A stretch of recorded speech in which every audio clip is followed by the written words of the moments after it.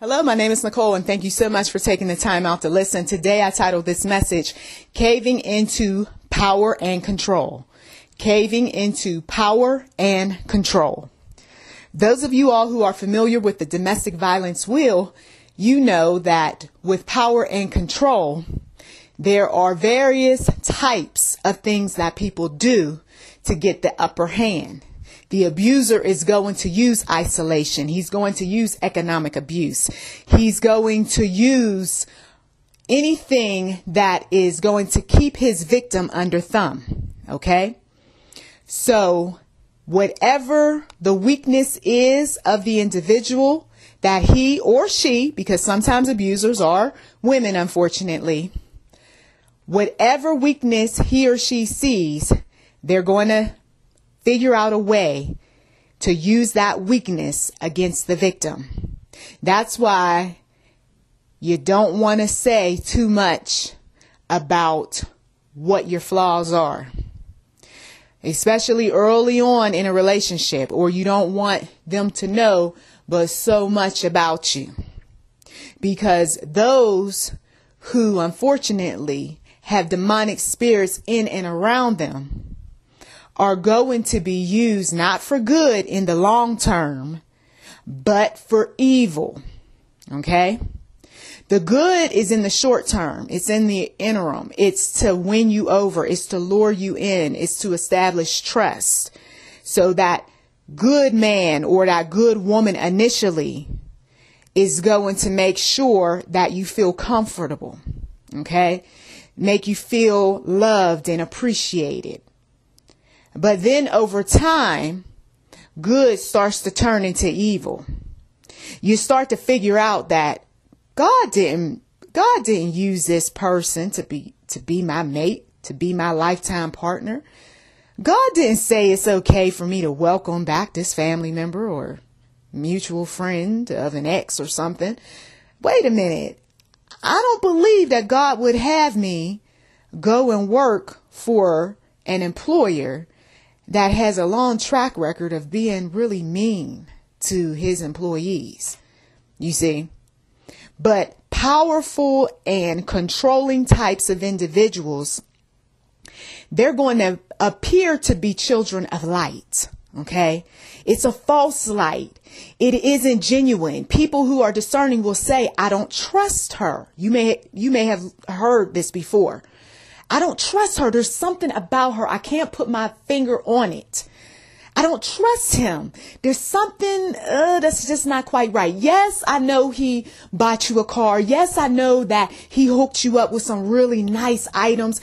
Yes, I know he's there for you, during tough times. But there's something not quite right.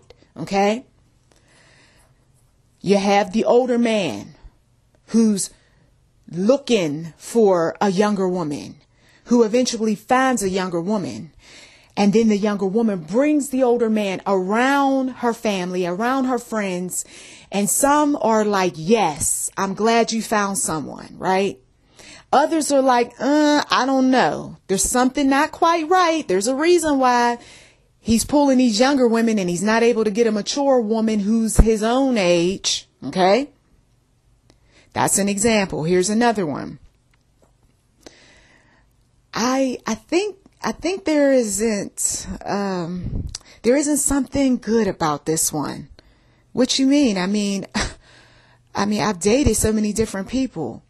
I know, but this female, every time you need something, she's not there for you, but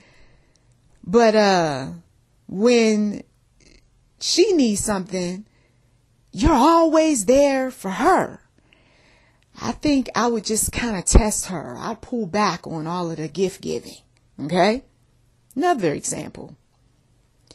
Well, there's this new job and I have a manager who, he's really good at what he does, but sometimes he likes to ask me to work late when I got to go pick up my kids. I got some other things I need to do. And then when I don't do what he wants on those days, it's like he'll pile on more work. And I really want to do a real good job, but I can't always be there for him. Okay. Now, in each one of these different examples, we have some power play that's going on. And when one doesn't follow suit with what the controller or abuser or whatever you want to call that person, if you don't play by their rules, then there are consequences sooner or later. Maybe you don't feel the discomfort early on in the dating relationship. Maybe you don't feel the discomfort early on when you're just seeking someone new to hang out with. Or maybe you don't feel the discomfort when you're working for a new employer. Okay. But in time, though, things start to become uncomfortable. Now, for some people in that discomfort, you know what they'll do? They'll cave into power and control. They won't fight up against it. They won't make a scene. They won't call anybody out on the carpet. They avoid confrontation. They figure if they can just pray and pray and pray some more, everything will be okay. Or if I can buy this person all of what they want, maybe they'll stop with all of their negativity. If I can just give him everything that he asks me to do for him, maybe he'll be okay. Yeah. For controlling and abusive people for a time, they are going to give you a little bit of a honeymoon period. It's going to be peaceful for a little bit. Okay? Until the next time you offend them. You see, controlling people do not forgive easily. Controlling people are quite petty in a way that they say things and do things. Controlling people are always looking for a way to get the upper hand on other people. Controlling people are prideful, they're stubborn, they're arrogant, they're conceited. I mean, you may have witnessed someone go through much under power and control. And you said to yourself, I will never be in that position, only to find yourself one day being in that position. And how? Because they had to attract you with everything that they knew was going to appeal to your mind, to your body, and to your spirit. If you say you're a Christian, they're going to talk a certain way that appeals to your Christian self. If you say that you are kind and generous, they're going to be kind and generous toward you. If you say that you have a hobby, they got to come up with a hobby. If you know all of it, all the information they collect on you is to build up trust once again and lure you into whatever snare that the devil has in store for you. So if I want a maid and I think that this lady is a good maid, a potential housekeeper, okay, then I got to tell her the types of things that's going to make her work for me. Okay. If I like the way this man is about taking care of his children, well, I need him to be a part of my life because I got some children too. And I could use a break every now and again. And I need a man that's going to trust, that I can be able to trust, I should say, to watch my children. You see, some people, they strategically look for future partners that are not only going to be, of course, good for them, but good for the children. There's nothing wrong with that initially. But things start to spiral out of control when people start taking advantage, when people start telling you what you better do. And if you don't, here are the consequences. Things start spiraling out of control when you start feeling uncomfortable and when you know that your spiritual self is not being fed, okay, because you're too busy feeding somebody else. You don't have time anymore to read your Bible. You don't have time anymore to go to the church. The person that you're with, they start to badmouth the church. They start to badmouth the people in the church. They start to come up with reasons as to why you shouldn't be so close to your family, to your friends, and so forth. They start dictating how long you talk on the phone. They start telling you to come out and help me whenever they got a project. But when you need them to help you with a project, they say, oh, you know what? How about we do this another day? And they put you off. They want you to compromise on this holiday, compromise on the spending, do for me. And you know the rest, some of you all, because you've been in it. And some of you others, you've been watching somebody around you go through this. And you say, if only she was on the outside looking in to see herself. and how she is head over heels in lust, not in love, but in lust with this man or with this woman. Because we got those kind of relationships too. And meanwhile, God is calling people up out of that type of stuff. He's saying, I don't want this person having power and control over you. I have called you to do some things that are going to uplift you. And when you're uplifted, then you can be able to uplift others. When you're uplifted, you can be able to be the quality person that I have intended for you to be. But instead, no, these people, they believe they can do things in their own strength. They believe that they can fight spiritual beings that they cannot see, feel, hear, taste, whatever. Okay. They can't battle these things in the flesh, but they believe they can. And the Bible specifically says that the principalities and the rulers and the darkness of this world, right? These are things that we can't see. These are things that need to be dealt with from a spiritual perspective. If I'm only battling with people via my mind and my body, how am I going to be able to deal with the spirits that are in and around them that are influencing me in such a way where they have, as I said in other audio, their feet on my neck? Just imagine somebody got their foot on your neck and you can't even see it. All you can do is just say, get off of me, get off of me, get off of me. Okay. And some of these people are in these relationships where they don't see it. They don't see it anymore. They may have detected some things, but then they dismiss them because why? Because the abuser told them, I'm not really doing what you think I'm doing. I'm not really acting in the way that your family says I'm acting. You got all the freedom that you want. What are they saying? What are they talking about? I don't know what you mean. I'm controlling you. I mean, you can get up and go to the bathroom. You can go out here and shop. You can do whatever you want to do. What do you mean? It's an invisible line with some of these people. It's the kind of line that it's like a puppeteer with a puppet. Everybody else can see the string, but the one who the puppeteer is controlling, he can't see the string. She can't see the string. We see it and we point it out. And you know what they do? No, he's not controlling me. No, I don't know what you're talking about. You've been reading too many books. No, I'm good. I'm fine. Right? They have settled into the discomfort. The discomfort becomes familiar. They start to justify why the dysfunction is okay. It's all right. Toxic people are good to hang around. What? Evil becomes good. Good becomes evil. Okay? They cave into the pressure. I don't want him to be upset. Yes, I'm just going to go ahead on and do what he wants me to do. But then you're going to get tired. I don't care. I'll just have to pray.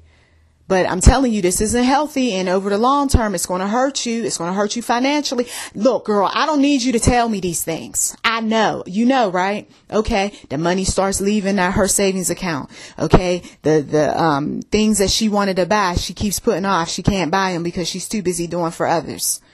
Okay. So maybe it's not a partner that's exerting power and control. Maybe it's an adult son or an adult daughter, a needy adult son or a needy adult daughter. If you want me to help you, then you know it's going to cost. But I don't even have so much money. I mean, because I'm collecting SSI.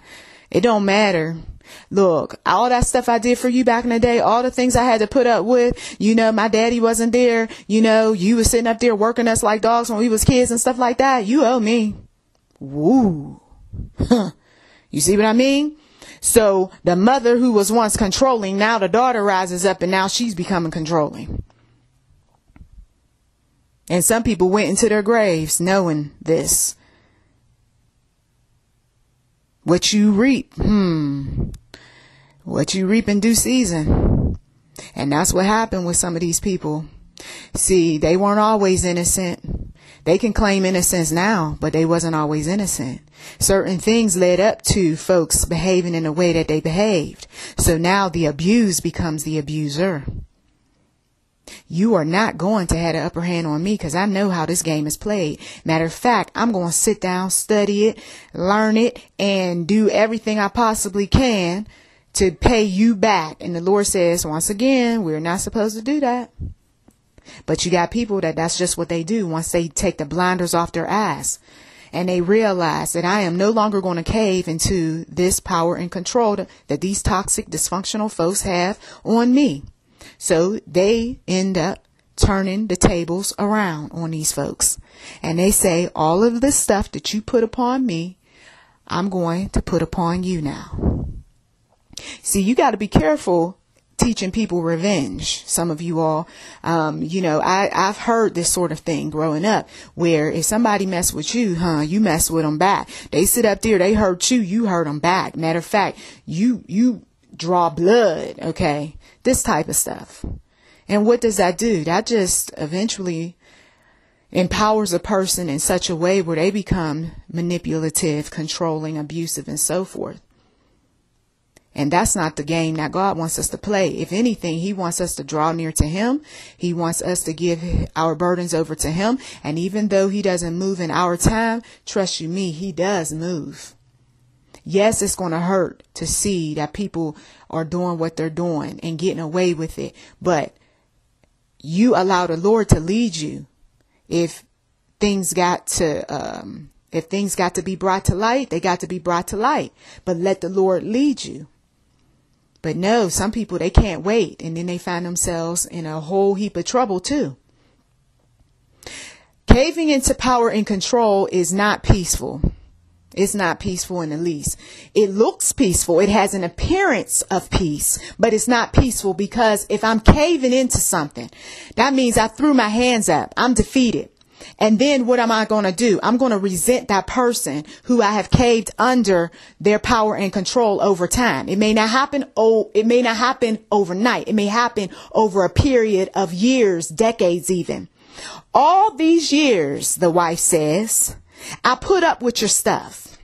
All these years, I gave up a lot for you. All these years, I stood by you. And now this is what you do is disrespect me, is treat me like I, ain't, you know what? Okay. Then if this is how it's going to be and you refuse to change, then I know that I got an exit. That's it. That's where you become victorious because now you can see the light. You can see the freedom. You can see the peace and you're making every effort to do just that. But if I'm caving to the pressure, I'm settling. Okay. I'm reasoning that it's okay to be under power and control. Then I'm just bringing sickness upon myself because I may not be exhibiting certain behaviors in front of that person, but behind closed doors, I'm agonizing, I'm crying, I'm depressed, I'm upset. I can't believe that I've allowed all of these things to happen. Once you recognize truth for what it is, that's when you start implementing the types of things that's going to establish boundaries, even if you're not ready to walk out the door. That's why I have laboring to love an abusive mate. These are individuals who haven't walked out the door. They're laboring to love. They're working to love. Why are they working to love? Because they got certain things that are going on in their lives right now where they cannot leave at this time. Even God himself has even told them right now is not the time. Oh, there is going to be some freedom, but right now I need for you to do A, B, and C. So some people are being witnessed to within the problem or problems, within the struggle, while everything is going on. But eventually freedom does come because sometimes it's very dangerous to just up and go anywhere. Okay. So that's why the Lord sets things up in his divine order. Okay, man, sometimes he don't know what's going on the outside looking in once again, and will go and give the type of advice that causes people to end up getting hurt and hurt badly. So everything is strategic. Everything is in order when you got God on the plan.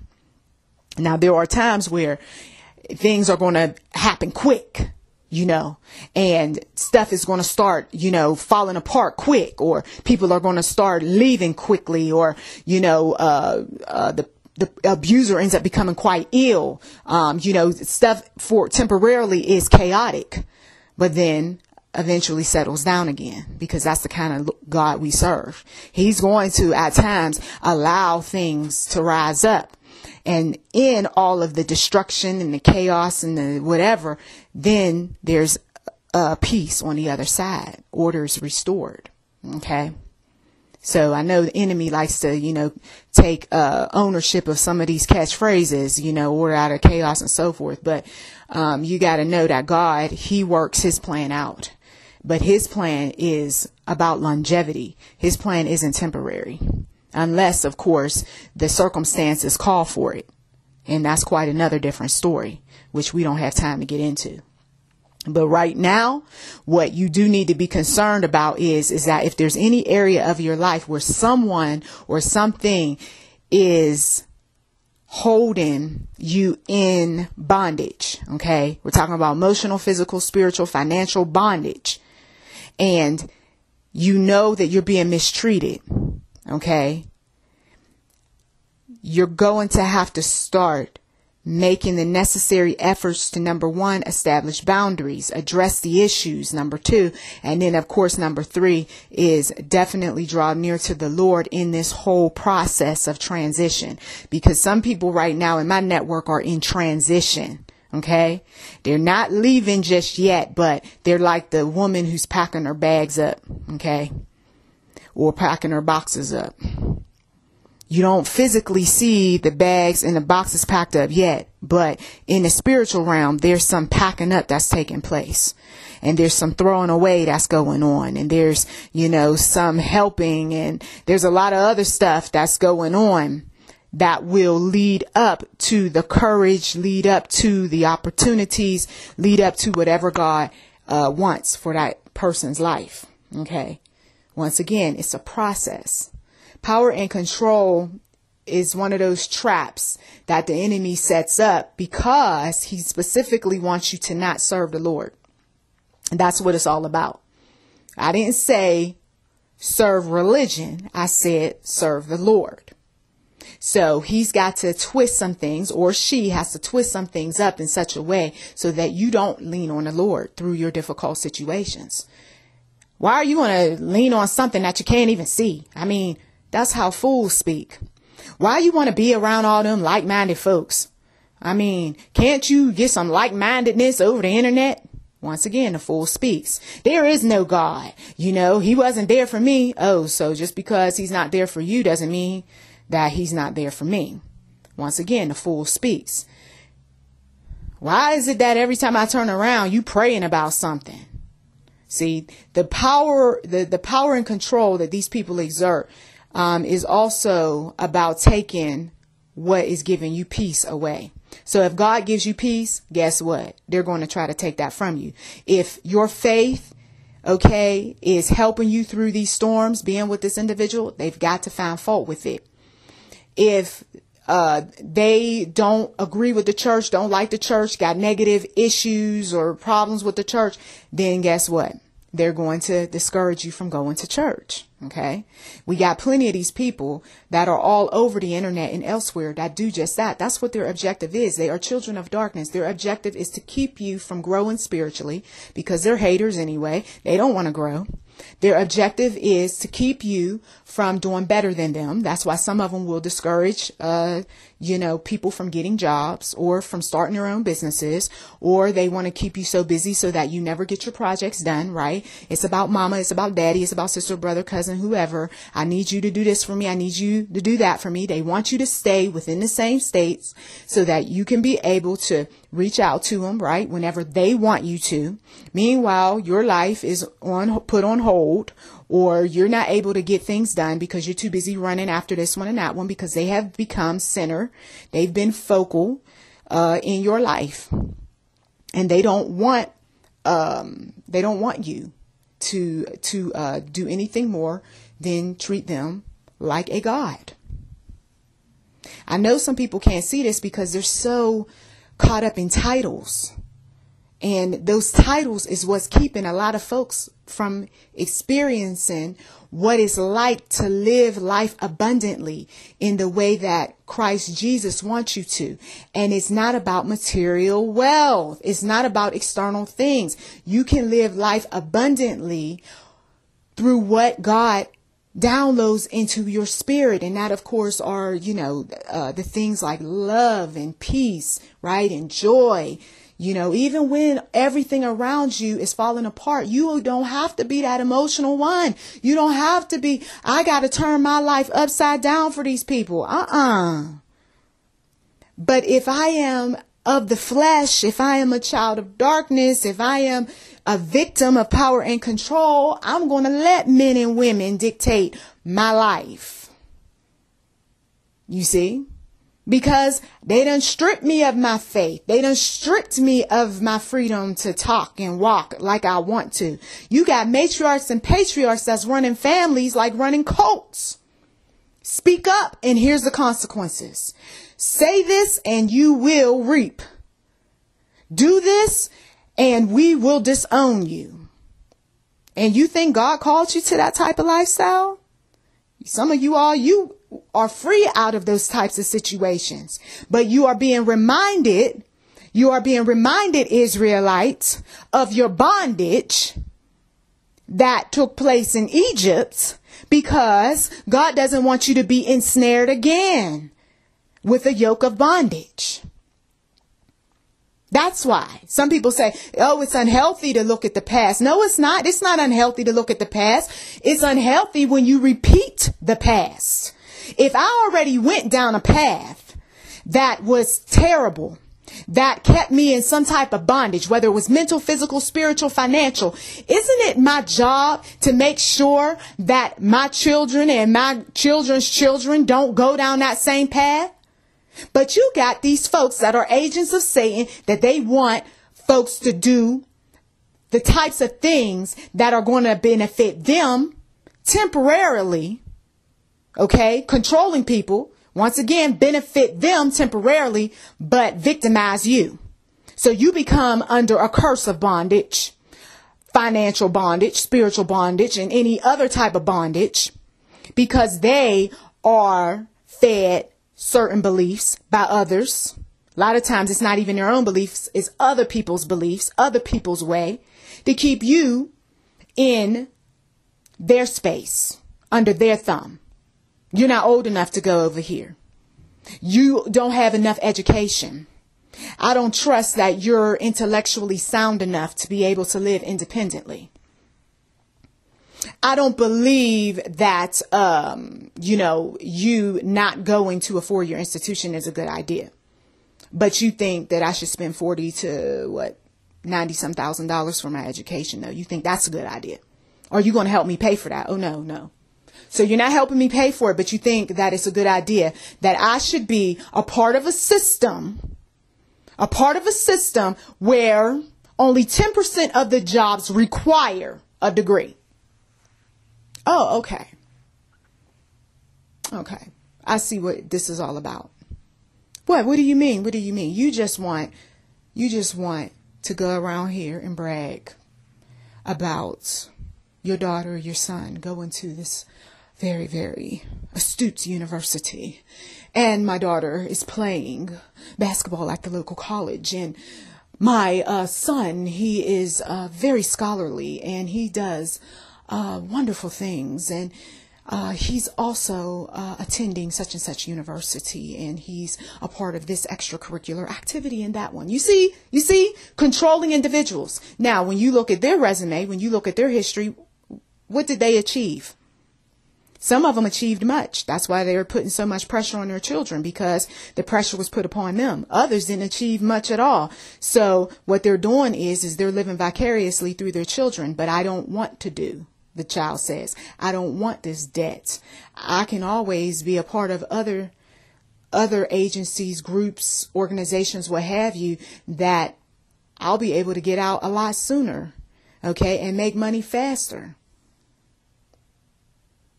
And besides, you don't have enough money to pay all my bills. So we shouldn't even be having this discussion. You see, if the college students were empowered, early on, they would be going around looking for investors in their education. You don't go on lip service and promises, and you don't take on the entire burden upon yourself. You just don't do that. If you are a wise person, you just don't do that. If the whole family wants you to go to college, then the whole family should be contributing.